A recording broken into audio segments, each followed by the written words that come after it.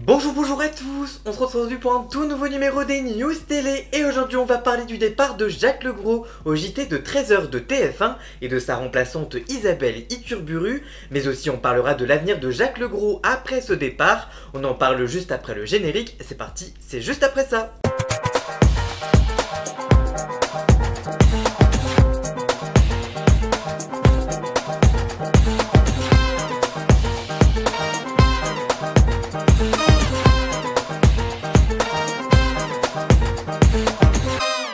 C'est une annonce qui marque la fin d'une époque pour TF1 et pour les téléspectateurs fidèles du 13h de la chaîne. Après 27 ans de bons et loyaux services en tant que joker du journal télévisé, Jacques Legros a décidé de raccrocher les gants. Le vendredi 9 mai prochain, il présentera son ultime journal avant de passer le flambeau à Isabelle Iturburu. Une décision mûrement réfléchie qui ouvre un nouveau chapitre dans la carrière du journaliste. Présent dans la rédaction de TF1 depuis 1998, Jacques Legros est devenu une figure incontournable du 13h, assurant l'intérim de Jean-Pierre Pernaut puis de Marie-Sophie Lacaro lors de leurs absences en vacances.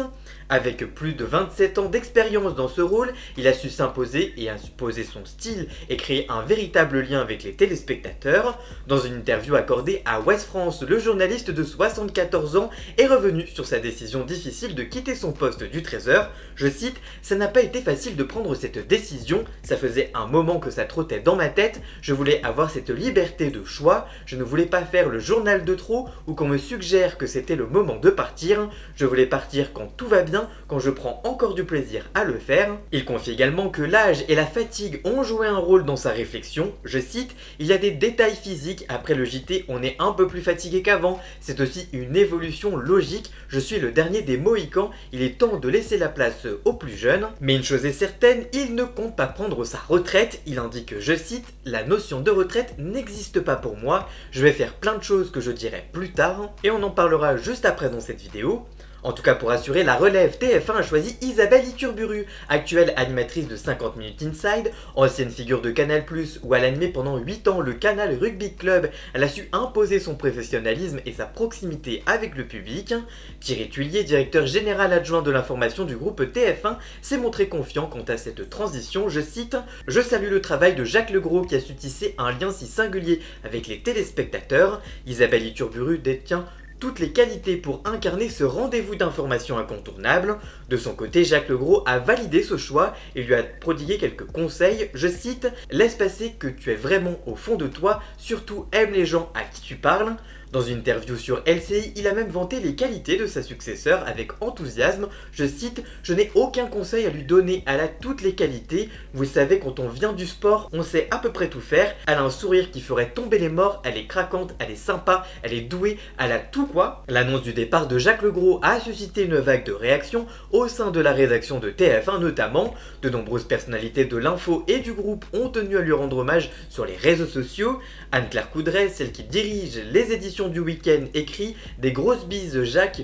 compte sur nous le 9 mai et bienvenue à toi Isabelle Iturburu, tu vas découvrir le bonheur de travailler avec cette grande et belle rédaction de TF1. » Gilles Boulot des éditions du soir écrit « Mille merci à toi super Jacques, tu as fièrement tenu la barre, bienvenue à toi Isabelle, formidable partenaire de quelques émissions spéciales mémorables et vive le 13h de TF1. » Audrey Crespo-Mara, qui est la joker des JT du week-end, écrit « Au revoir Jacques, qui pourrait oublier ta bienveillance. Bonjour Isabelle Iturburu, bienvenue dans la Dream Team. » Enfin, Evelyne Deya, qui est la patronne de la météo, écrit « Très ému mon cher Jacques en apprenant la nouvelle et que de souvenirs météorologiques partagés ensemble dans les journaux de 13h. Un partage désormais avec toi Isabelle, en te souhaitant beaucoup de réussite et de bonheur dans cette nouvelle étape professionnelle. » Une émotion partagée par le principal intéressé qui s'apprête à vivre une dernière semaine pleine d'émotions aux commandes du journal qui se passera donc début mai. Mais alors, quel avenir pour Jacques Legros ? Si Jacques Legros tourne la page du 13h, il n'a pas l'intention de disparaître du paysage audiovisuel français.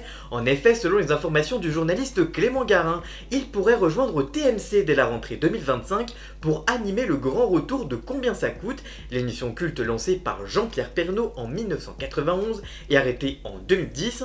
D'autres projets sont également en cours, il poursuivra ses activités dans le vin, bien qu'il ait arrêté son vignoble personnel. Il pourrait écrire un nouveau livre après Derrière l'écran 40 ans au cœur des médias aux éditions du Rocher en 2022.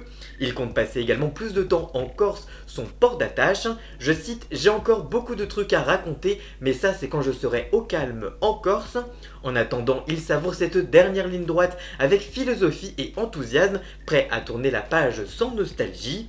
En tout cas, le 9 mai prochain, Jacques Legros fera donc ses adieux aux téléspectateurs après 27 ans de bons et loyaux services, un moment qui sera forcément chargé en émotions et qui marquera la fin d'une époque pour TF1. En effet, après 27 ans à assurer l'intérim des vacances et des absences de Jean-Pierre Pernaut puis de Marie-Sophie Lacaro, Jacques Legros présentera donc son dernier journal. Cette dernière semaine, ce sera du 5 au 9 mai prochain et s'annonce un peu particulière. Comme pour Jean-Pierre Pernaut en 2020, l'ultime JT de Jacques Legros pourrait être marqué par une rétrospective de ses longues années de carrière et des images d'archives au sein des Trésors, on peut plus que l'imaginer, ainsi que des hommages de ses collègues, des personnalités du groupe TF1. Marie-Sophie Lacaro, dont il a été le joker depuis son arrivée en 2021, sera sans doute présente pour lui adresser quelques mots. Les correspondants régionaux qui font le succès du JT avec leurs reportages sur la France rurale et les traditions locales pourraient également lui rendre un hommage, comme pour Jean-Pierre Pernaut. L'émotion sera sans doute palpable sur le plateau, comme lors du dernier journal de Jean-Pierre Pernaut qu'il a remplacé toute sa carrière et qui avait été ponctué par de nombreux messages et des vidéos surprises. Habitué à la rigueur journalistique, Jacques Legros espère de son côté garder son sang-froid pour adresser un dernier message aux téléspectateurs. Après plus de 20 ans à les accompagner quotidiennement, il veut adresser quelques mots sincères à son public fidèle qui l'a toujours soutenu, a-t-il indiqué lors d'une interview pour LCI.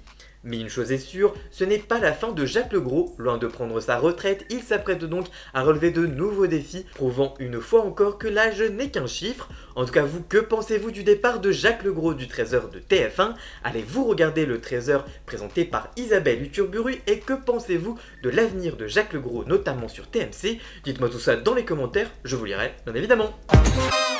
Voilà, j'espère que cette vidéo vous aura plu et informé. Si c'est le cas, n'hésitez pas à la liker, à la commenter, à la partager sur les réseaux sociaux, à me rejoindre sur tous mes réseaux sociaux à moi. Tous les liens sont dans la description. Vous pouvez également cliquer sur le bouton rejoindre afin de prendre un petit abonnement de 3 € par mois pour me soutenir. Vous pouvez également faire un don du montant que vous le souhaitez pour m'aider financièrement. Vous pouvez aussi vous abonner gratuitement à cette chaîne YouTube et ça m'aidera déjà énormément, notamment au niveau de l'algorithme. Donc n'hésitez pas à le faire. Dans la description, vous retrouvez également tous les liens pour retrouver Jason, alias Ian Scott, pour la musique de fond et le générique de cette vidéo. Et on se retrouve très vite pour une toute nouvelle vidéo. A très bientôt. Ciao ciao.